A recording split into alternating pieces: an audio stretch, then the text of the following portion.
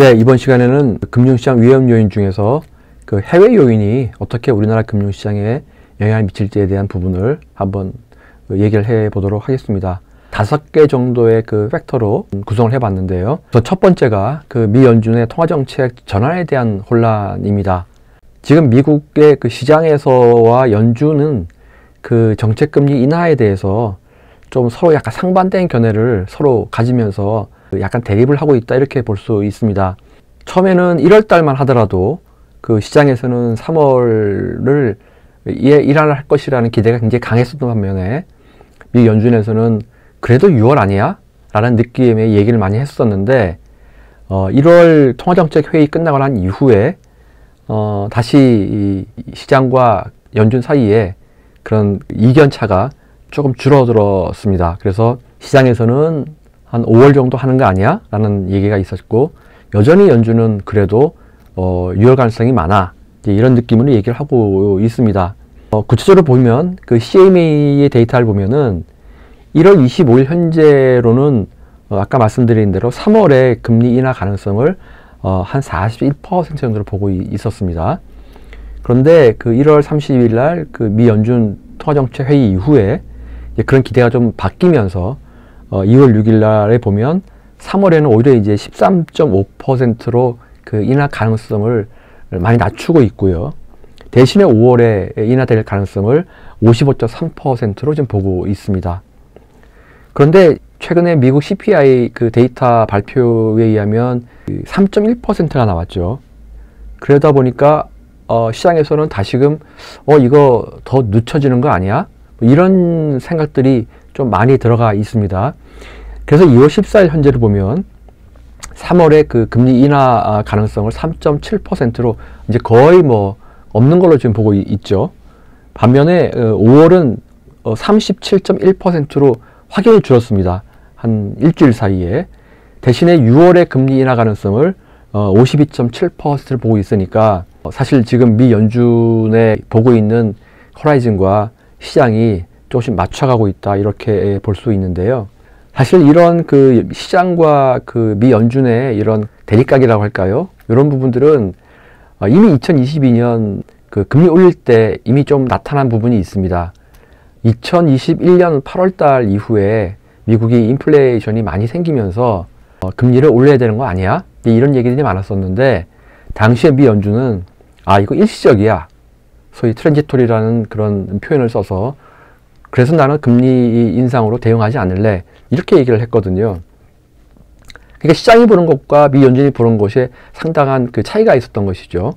그런데 실제로 이 인플레이션이 일시적인 것이 아니라 지속적인 것으로 나타나면서 미 연준이 2021년 3월부터 금리를 아주 크게 이제 올리기 시작하면서 시장에 큰 혼란을 줬었습니다.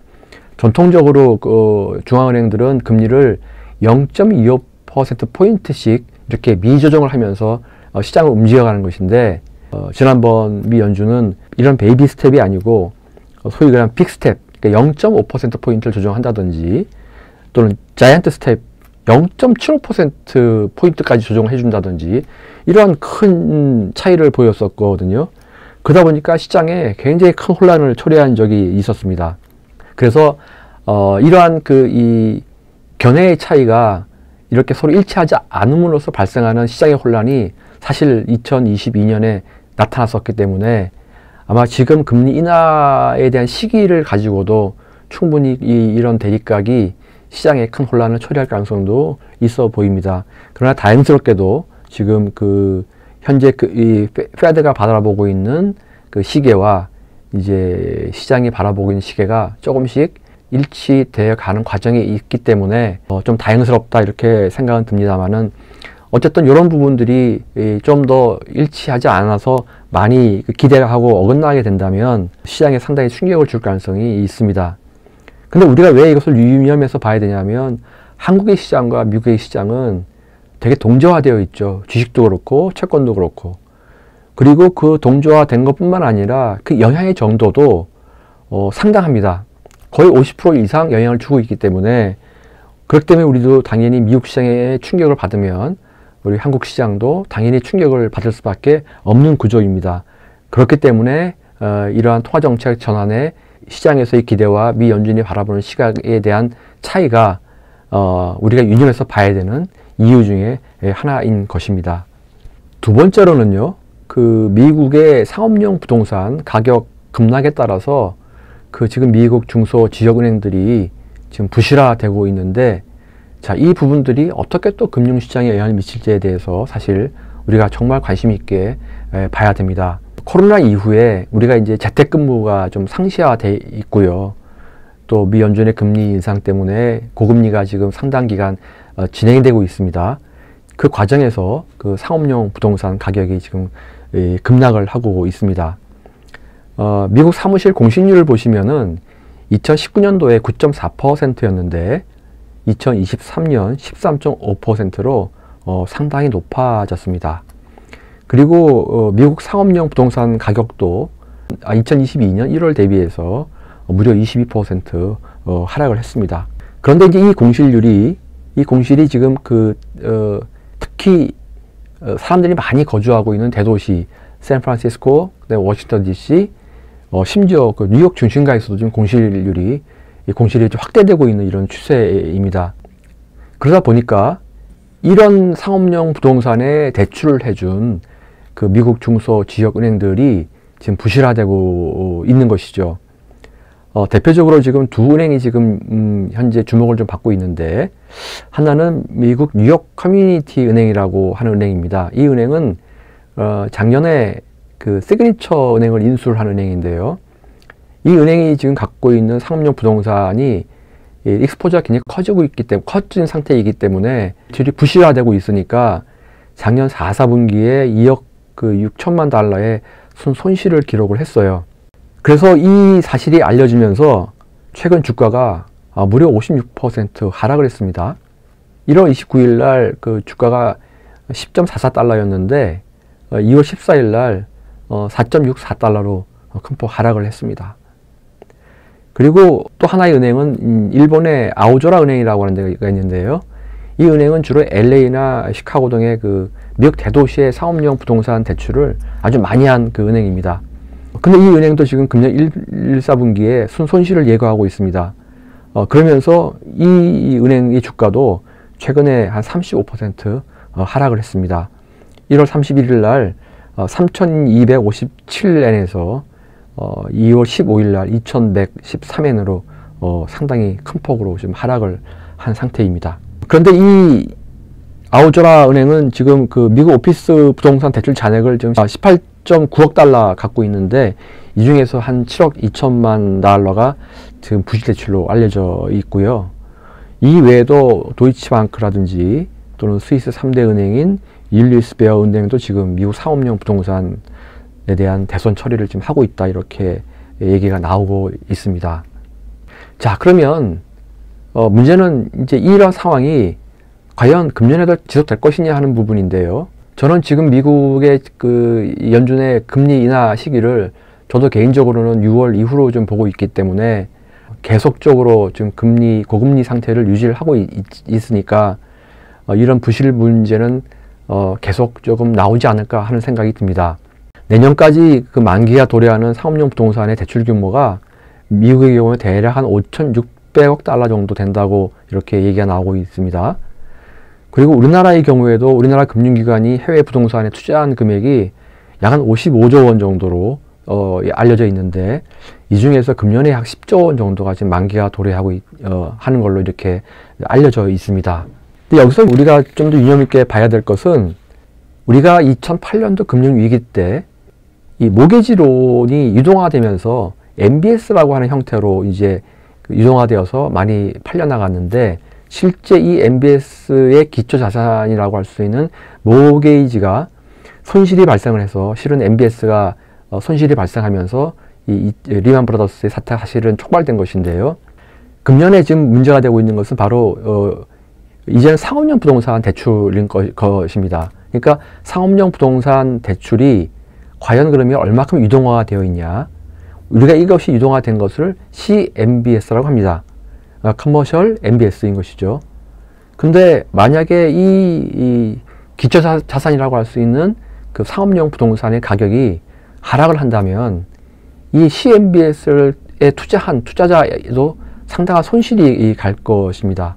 그래서 지금 우리가 이 해외 부동산에서 봐야 될 두 가지 경로가 있다면, 하나는 직접 투자를 한 경우일 것이고요. 그러니까 대출을 해서 건물을 샀거나, 아니면 펀딩을 통해서 투자를 했거나, 또는 이미 대출 받은 그 대출을 유동화시켜서 그걸 CMBS 형태로 갖고 있거나, 이러한 형태를 우리가 구분해서 사실 봐야 되는데, 그 하나하나를 보는 것이 그렇게 용이한 편은 아닌 것입니다. 여기서 우리가 유념해서 봐야 될 것은, 우리나라의 금융기관이 그 대체 투자 확대를 위해서 해외 투자를 한 것도 있지만, 또 개인이나 법인이 그 해외 부동산 공모 펀드를 통해 가지고 또 간접적으로 투자한 경우도 있는데, 이 금액도 한 1조 원이 좀 넘는 걸로 알려져 있습니다. 그런데 언론 보도에 의하면은 현재 이 해외 부동산 그 공모 펀드가 대부분 그 중순위 또는 후순위입니다. 그러다 보니까 이 부동산 자체의 가치가 떨어지면은 선순위 대출을 해준 사람들에게 갖고 나면 이 중순위나 후순위 이 투자자 입장에서는 별 건질 게 별로 없는 것이죠. 그래서 현재 알려져 있는 것으로는 지금 손실률이, 이 해외 부동산 공모 펀드의 손실률이 지금 적게는 한 30%에서 많게는 지금 80%를 상회하는 수준까지 나와 있는 것으로 이렇게 알려져 있습니다. 그렇게 되다 보니까 지금 미국 상업용 부동산에 많이 노출되어 있는 그 미국 지역 중소은행들이 앞으로도 파산 가능성이 전 높다고 좀 생각이 듭니다. 그래서 과연 이제 이 미국의 지역 중소은행들의 이 손실이나 이 상업용 부동산에 대한 노출이 어느 정도 심각한지를 다 좀 들여다봐야 되겠지만, 이게 리만 브라더스 사태와 같은 그런 위기급까지는 가지는 않을 수도 있지만, 어쨌든 상당 부분 금융시장에 영향을 미칠 가능성이 높습니다. 그렇기 때문에 금년에는 제 개인적으로는 이 미국의 상업용 부동산이 어떻게 부실화가 진행되고 있느냐 하는 부분들에 대해서 굉장히 초점을 맞추어서 우리가 그 평가를 하고 지켜봐야 될 것이라고 생각을 하고 있습니다. 네, 셋째로는 일본은행의 통화정책의 전환 가능성입니다. 일본은행은 2016년 1월부터 정책금리를 소위 마이너스 금리로 운영을 해왔거든요. 즉 마이너스 0.1%로 운영을 해왔습니다. 지금까지요. 그리고 장기금리 또 안정을 위해서 그 일드 커브 컨트롤이라는 정책을 도입해서 운영을 하고 있는데, 최초에는 0.5%를 그 타켓으로 했다가 지금은 이제 한도를 좀 높여가지고 1%로 타켓을 정해서 운영을 하고 있습니다. 그러니까 전 세계에서 지금 일본만큼 이렇게 저금리로 운영하고 있는 나라가 없는 것이죠. 이렇게 오랫동안. 그런데 최근에 일본은행 총재인 우에다가 드디어 이제 초안화 통화정책 기조를 전환을 할 수 있지 않을까 하는 그런 뉘앙스를 조금 얘기한 적이 있습니다. 일본은행도 지금 인플레이션을 2%로 타겟을 잡아서 운영을 하고 있고요. 그래서 인플레이션이 2%를 유지하고 있고, 또 임금 상승 등의 선순환이 유지될 경우에 드디어 초안화 통화정책의 기조를 바꾸게 수 있겠다 하는 이야기를 1월 달에 한 적이 있습니다. 그렇기 때문에 이러한 조건들이 충족되는지, 이런 부분들이 또 어떻게 일본의 통화정책에 영향을 미치는지를 우리가 좀 봐야 될 필요가 있겠습니다. 2023년도에 그 일본의 소비자 물가 상승률은 3.1%를 기록하고 있습니다. 그리고 임금 인상률도 3.2%를 보여주고 있으니까 이 조건이라 그러면 현재 일본 은행이 갖고 있는 그 초완화 통화정책 기조를 바꿀 수 있는 그런 이제 토대가 마련되었다, 이렇게 볼 수 있고요. 그래서 일각에서는 금년 4월에 이런 조건들이 이제 구비가 되고, 특히 이제 그 일본은행이 보고 있는 것은 금년 봄에 소위 춘투라고 하는 임금 협상을 이제 유심히 볼 텐데, 거기서 임금 인상률이 3%를 좀 넘어서는 정도로 나온다고 하면은 금년 4월에 통화정책의 기조를 드디어 긴축으로 전환될 가능성이 좀 있겠다, 이런 생각이 듭니다. 그런데 이것이 왜 중요하냐면, 그동안에 우리가 그 일본은행이 저금리 정책을 유지를 하면서 소위 일본이 엔캐리 트레이드를 많이 했어요. 그러니까 이 엔캐리 트레이드라는 것은 뭐냐면 일본에서 아주 낮은 금리로 자금을 조달해가지고 높은 금리로 운영하는 나라에 투자하는 것입니다. 그런데 이제 이런 자금들이 한 100조가 넘는 것으로 100조 원이 넘는 것으로 알려져 있는데 만약 일본이 금리를 이렇게 인상을 하게 되면 그동안에 그렇게 엔캐리로 나가 있던 자금들이 다시 이제 일본으로 환류될 가능성이 높은 것이죠. 그러면 그동안 8년 동안 이렇게 운영됐던 자금이니까 이 자금들이 일시에 이렇게 일본으로 환류된다고 하면은 당연히 세계 금융시장이나 우리나라 금융시장에 매우 부정적인 영향을 줄 가능성이 있습니다. 그래서 특히 금년에는 특히 금년봄 일본은행의 투하정책 기조 변화가 어떻게 이루어질지를 우리 유심히 봐야 되는 이유가 바로 여기에 있다 할 것입니다. 네, 넷째는 그 중국의 경기 하강 가능성입니다. 올해 중국 경제는 심각한 그 하강 가능성을 내포하고 있습니다. 여러 가지 이유가 있는데요. 우선 첫 번째로는 현재 미국이 대선을 앞두고 있는데 아마 바이든이나 트럼프나 경쟁적으로 중국을 압박하는 그런 정책을 쓸 가능성이 높습니다. 지금 중국이 경제가 좀 어려운 이유 중 하나도 바로 이런 요인들을 갖고 있다고 볼 수 있는 것이고요. 그 다음에 그동안 중국은 그 부동산이라든 건설에 상당히 의존해서 경제 성장을 이루어 왔는데 이제 이런 것에 의존해서 이루어지는 성장은 좀 한계에 왔다 이렇게 우리가 볼 수 있고요. 그 다음에 지방정부가 그동안에는 많이 자금을 조달해 가지고 그걸 인프라 투자를 통해서 경제를 좀 이렇게 부양해 왔는데 너무나 지금 많은 부채를 지고 있기 때문에 추가적으로 자금을 조달해서 그 자금으로 경기를 부양하기에는 상당히 좀 제약이 있겠다 이런 말씀을 드릴 수 있습니다. 그래서 현재 지방정부가 갖고 있는 부채가 정확히 알려져 있지는 않지만 대체로 지금 뭐 적게는 한 8천조 원에서 많게는 1경 원 정도까지 지금 얘기를 하고 있는 상태인 것입니다. 또 중국은 사회적인 어떤 요인에 의해서 소위 반간첩법을 시행하고 있는데 이걸 통해서 상당히 사회를 좀 통제하려는 경향이 강하거든요. 그러다 보니까 당연히 민간의 경제 활동이 위축될 수밖에 없습니다. 그러니까 이런 요인들이 지금 중국의 경기 하강을 이렇게 부채질하고 있다 이렇게 말씀을 드릴 수 있겠습니다. 그래서 이런 현상이 결국은 그 자본 유출이라는 현상으로 나타나고 있습니다. 표에서 보시다시피 지금 중국의 증권 투자가 이미 2022년도에 마이너스로 지금 돌아섰고요. 직접 투자의 경우에도 작년 1월부터 9월까지 이미 1267억 달러 유출이 되는 등 지금 직접 투자와 증권 투자 모두 지금 유출되고 있는 상태인 것입니다. 이게 지금 중국의 어떤 현실을 잘 반영해 주고 있지 않느냐 하는 생각이 듭니다. 그래서 지금 우리가 그 홍콩 엣지지수 연계 ELS에 투자한 사람들이 많은데 지금 금년에 이 투자 손실이 원금의 한 50%는 넘는 것으로 지금 전망을 하고 있는데요. 바로 그게 이 현재 중국 경제를 잘 보여주고 있다 이렇게 설명할 수 있겠습니다. 그래서 전망은 좀 다르지만 금년에 그 중국 경제 성장률은 겨우 4% 정도에 머무를 것 같다는 느낌이 들거든요. 그래서 경기 하강은 불가피한 측면이 있는데 이것이 중요한 것은 바로 우리나라의 경제가 중국과 긴밀히 연결되어 있기 때문인 것입니다. 그래서 중국 경제가 어려워지면 우리 경제도 사실 같이 어려워지는 측면이 있기 때문에 그러면 당연히 우리 금융시장에도 영향을 주겠죠. 그래서 이런 부분도 우리가 금년에 더욱 잘 봐야 되지 않을까 하는 생각이 듭니다. 끝으로 글로벌 지정학적 리스크의 증대인 것입니다.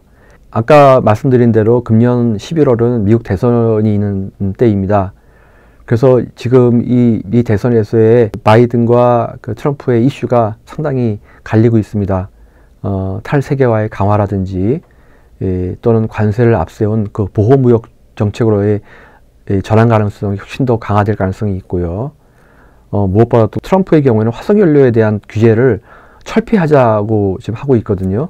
지금 바이든 정부에서는 오히려 화석연료를 좀 규제하고 있는 반면에 이러한 기후 정책도 상당히 상반되어 있기 때문에 이러한 이슈들도 분명히 우리 금융시장에 영향을 미칠 가능성이 매우 높다고 볼 수 있고요.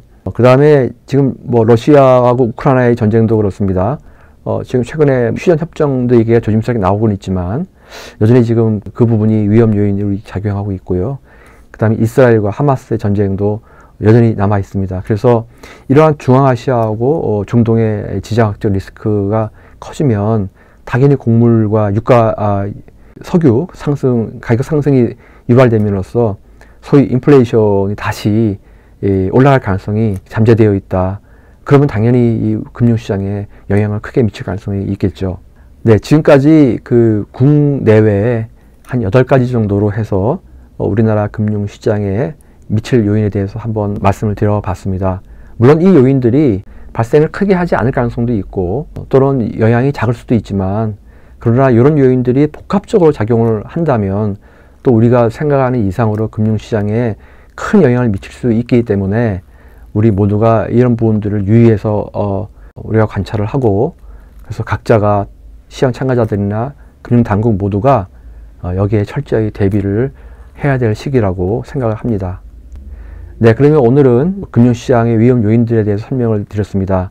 그럼 여러분 또 다음 시간에 뵙도록 하겠습니다. 네, 감사합니다.